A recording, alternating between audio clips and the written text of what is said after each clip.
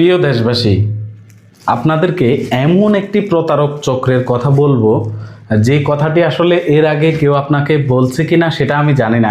তবে এই বিষয়ে আপনাকে সর্বোচ্চ সতর্কতা অবলম্বন করে চলতে হবে, কেননা এখন অনলাইনের যুগ। আমরা একটু বাইরে বের হয়ে হাঁটতে চাই না, হেঁটে বাজারে যেতে চাই না, যে কোনো কিছু অনলাইনে স্ক্রল করতে করতে এসে ভালো লাগলেই আমরা অর্ডার দিয়ে ফেলি। তেমনই কিছু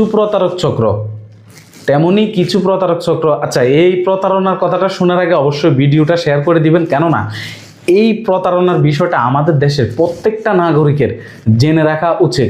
অবশ্যই এই ভিডিওটা শেয়ার করে দিয়ে আপনারা কন্টিনিউ করবেন, কেননা এটা আপনারও খুব জানাটা খুবই জরুরি বলে আমি মনে করি। কিছু প্রতারক চক্র আছে, ধরেন আমি একজন পুলিশ, আমার প্রোফাইলে একটা ছবি দেওয়া আছে পুলিশের পোশাকে, অথবা একটা কোটি পরা একটা ছবি দেওয়া আছে।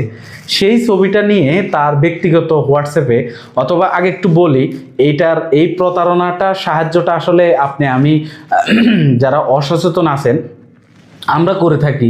কিভাবে করে থাকি ভাই, আমাদের লোকটাকে একটু সামাল না দিয়ে আমরা কি করি, বাজারে যখন সিম কিনতে যাই সেখানে দোকানদার আমাদেরকে ভুলভাল বুঝিয়ে অথবা বলবে যে আপনাকে 100 টাকা দিয়ে সিম কিনেন, আপনার এখানে 100 টাকা রিচার্জ করাই থাকবে, সিমটা আপনার জন্য ফ্রি। তখন সে আপনাকে ফিঙ্গারপ্রিন্ট দিতে বলবে, আপনি 2-4 বার ফিঙ্গারপ্রিন্ট দিবেন, সে বলবে হয় নাই। এই ফাঁকে কিন্তু সে আপনার 2-4টা সিম রেজিস্ট্রেশন করে ফেলবে। লাস্টে 2-4টা করার পরে সে আপনাকে একটা সিম দিয়ে দিবে, এই দিক থেকে 2-3টা সিম আপনার নামে হয়ে গেল। এগুলা সে চওড়া দামে অপরাধীর কাছে অথবা প্রতারক চক্রের কাছে সে বিক্রি করে দিবে। তখন হয় কি, বিভিন্ন প্রতারকের বিরুদ্ধে আমরা অ্যাকশন নিতে গিয়ে তাদেরকে আমরা একজ্যাক্ট যে টেস্টটা আছে, মানে তাদেরকে যে একজ্যাক্ট লোকেশনটা বাহির করতে পারি না, তাদেরকে আমরা ধরতে পারি না।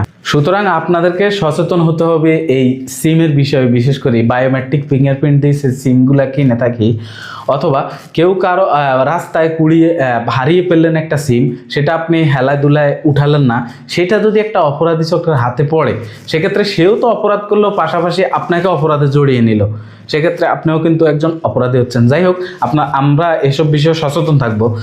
তখন ওইসব প্রতারক চক্ররা কি করে, তারা একটা হোয়াটসঅ্যাপ থেকে যে কোনো একজন পুলিশের ছবি নিয়ে, তার ফেসবুক থেকে ছবি একটা নিয়ে তারা তাদের হোয়াটসঅ্যাপে দিয়ে, তার নাম দিয়ে তারা মোটামুটি খোলে।